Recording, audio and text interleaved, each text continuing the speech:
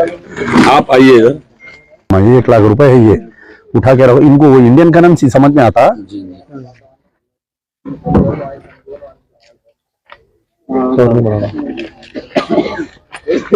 मोदी साहब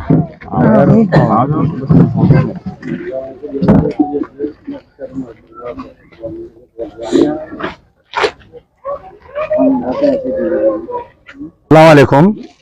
मैं Amjadullah Khan, spokesman MBT. फिलहाल मैं जो हूँ, ये जो रोहिंग्या बर्मा के जो लोगों का कैंप है ग्रीन सिटी में, वहां पर हूँ।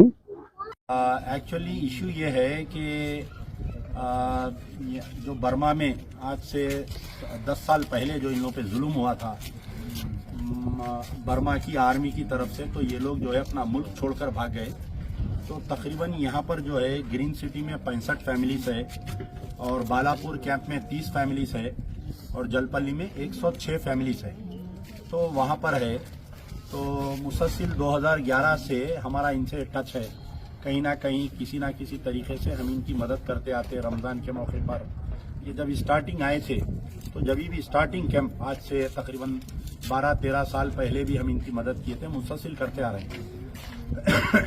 ये लोग क्या है कि बहुत ही जुल्म-ज़दा खानदान है। ये जुल्म-ज़दा मुस्लिम कम्युनिटी है, एक बात में आप बोल सकते हैं। दुनिया में इनके ताल्लुक से दुआ होती, यहाँ तक के जो है मक्के में जब जुमा की नमाज होती, तो इनके ताल्लुक से खास तौर पर वहाँ के इमाम, और मदीने में जब भी नमाज होती, इनके ताल्लुक से दुआएं की जाती, इनके ऊपर जो जुल्म किया जा रहा है।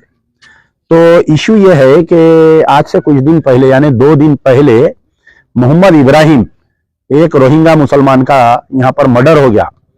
तो आसिफ और खयूम, आसिफ एक हैबिचुअल राउडी शीटर है, उन्हें हैबिचुअल राउडी शीटर, यानी उसके ऊपर 2 मर्डर केस, एक अटेम्प्ट टू मर्डर केस, गंजाइट केस ऐसा है। तो ये इब्राहिम को जो है कई दिन से उन्हें तंग कर रहा था, मामूल के लिए पैसे मांग रहा था, मामूल मांग रहा था। इब्राहिम को कई दिन से उन्हें तंग कर रहा था उन्हें। तो इब्राहिम पैसे नहीं देने की सूरत पे उसका मर्डर कर दिया, चाकू मार दिया। यहाँ से थोड़ी दूर पे यह वाकया पेश आया, स्पॉट डेड हो गया इब्राहिम। और बाद में यह हुआ कि इब्राहिम को मारा, इनको मदद नहीं किए बोल के, इनकी एक UNHRC की ऑफिस है, ये 3 कैंप के लोग जो है वहां पर जमा होके कुछ एहतजाज किए, लोग गड़बड़ किए। तो बाद में जो है बालापुर पुलिस में इनके ऊपर एक कुछ ऐसा केस वेस भी हुआ बोल के सुना मैं। लेकिन अफसोस की बात यह है कि जो इब्राहिम का कत्ल हुआ, ये उसकी बेवा है नौशीन, उसको जो है 1.5 महीने का बच्चा है। आप देख सकते हैं कि 1.5 महीने का गोद में बच्चा है। अब आप बताइए, कत्ल करने वाला तो कत्ल कर दिया, मरने वाला तो मर गया। अब ये 1.5 महीने की बच्ची है, इसको कौन देखेंगे? ये बेचारी जवान बेवा है, इसको कौन देखेंगे? उसकी ज़ईफ माँ है, उनको एक भाई है। एक्चुअली इनको भी हस्बैंड नहीं है, इनका भी हस्बैंड का इंतकाल हो गया। तो अब दुनिया से, वहां से जूते खा के परेशान होके यहाँ पर आए। यहाँ पर भी इन लोगों पे अगर ऐसा जुल्म हो रहा बोले तो ये बहुत ही फिक्रमंद बात है, और हमारे लिए भी बहुत शर्मिंदगी की बात है। तो बहरहाल मेरी, क्योंकि अभी ये बेचारी का कैसा होगा बोल के सब लोग परेशान थे, तो एक साहिब खैर जिसको अल्लाह ने हिदायत दी, वो मुझे कल फोन करके बुलाकर जो है 1 लाख रुपए दिए कि आप पहुंचाओ बोलकर। तो ये अमानत जो है अल्लाह की तरफ से अमानत आई थी, मैं ये उन तक पहुंचा दिया हूं, उसकी बेवा को। और ये उनके यहाँ के कैंप के लीडर है हमारे, क्या नाम है आपका? मोहम्मद नूर।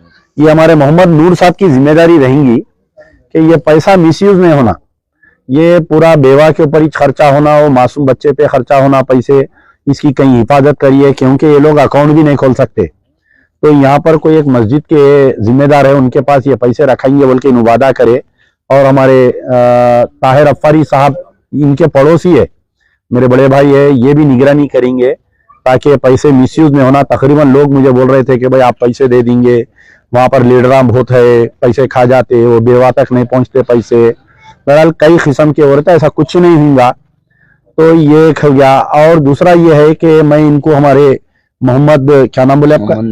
मोहम्मद नूर साहब को ये भी बोला हूं कि आगे चल के, क्योंकि अब ये बेवा है, अब इसका अगर कोई कफालत करना चाह रहा, इसका हाथ पकड़ना चाह रहा, इससे दोबारा कोई शादी करना चाह रहा, इनकी कम्युनिटी में से, यहीं जो रोहिंग्या मुस्लिम्स में से, तो मैं उनको उसको कारोबार भी लगा के दूंगा मैं, यानी महीने 2 महीने 6 महीने के बाद में, क्योंकि बच्चा अभी छोटा है।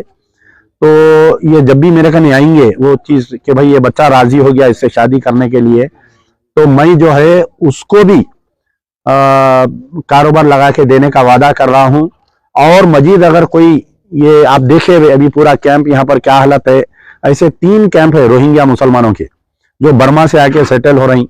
रमजान का महीना है, अगर आप लोग मदद करना चाह रहे हैं तो आप लोग मुझे कॉल करिए, अगर मैं फोन नहीं उठाया तो मैसेज करिए, मैं हमारे कोई आदमी को साथ देकर आपको कैंप तक मैं भेज सकता हूं। तो बहरहाल अल्लाह से दुआ है कि अल्लाह ताला ये जवान बेवा को हिम्मत दे और इसकी ज़ईफ माँ को हिम्मत दे, क्योंकि सबसे तकलीफ दे जो होता है अपने जवान बेटे का जनाजा देखना उसकी माँ के लिए, और सबसे तकलीफ दे वो होता है कि अपने भाई, जवान भाई के जनाजे को जवान भाई खांदा देना। तो और वो भी एक पराए मुल्क, ना यहाँ पर उनकी कोई सुनने वाला है ना कोई देखने वाला है। 2 दिन से बहुत परेशान है। पुलिस की गाड़ी आती है, ये लोग घना छोड़ के भाग जा रही। इनके गाड़ियां भी ले लेके गए, कहते बालापुर पीएस में, मैं यहाँ से बालापुर पीएससी जा रहा हूँ मैं, तो इंशाल्लाह हम बात करेंगे, क्योंकि ये हमारे मेहमान है, हमारा जिम्मेदारी है, ये अल्लाह से भिजाए हुए मेहमान है हमारे खाने यहाँ पर। तो हम अगर अपने अल्लाह को राजी करना है, हम अपने अल्लाह को खुश करना है, अपने कुछ गुनाह माफ करा लेना है, तो इनकी खिदमत करके ये कराने का एक मौका है। आप जो भी मेरा वीडियो देख रहे हैं, आप लोग भी आइए कैंपों में, इनकी मदद करिए। बहुत बुरे हालत है, इनको ना बाथरूम है ना इनके लिए कुछ है। आप सोचिए कि आने वाला गर्मी का मौका है, कैसा गुजारते होंगे ये लोग ये गर्मी के दिनों में। हम तो एयर कंडीशनों में गाड़ियों में फिरते, हम एयर कंडीशनों में रहते। अल्लाह हमारे को दिया, थोड़ी देर के लिए सोचिए आंख बंद करके, क्या हम एक रात अपनी बीवी बच्चों के साथ एक 24 घंटे इनकी झोपड़ी में हम रह सकते हैं क्या? तो अल्लाह जो साहिब खैर जो इनकी मदद करना चाह रही हैं, या तो आप लोग ग्रीन सिटी पे एक कैंप है, बालापुर पे एक कैंप है, जलपल्ली पे एक कैंप है, वो लोग आ सकते हैं यहाँ पर, या मेरे से भी रब्त कायम कर सकते हैं। शुक्रिया। यार जिंदा सोबत बाकी।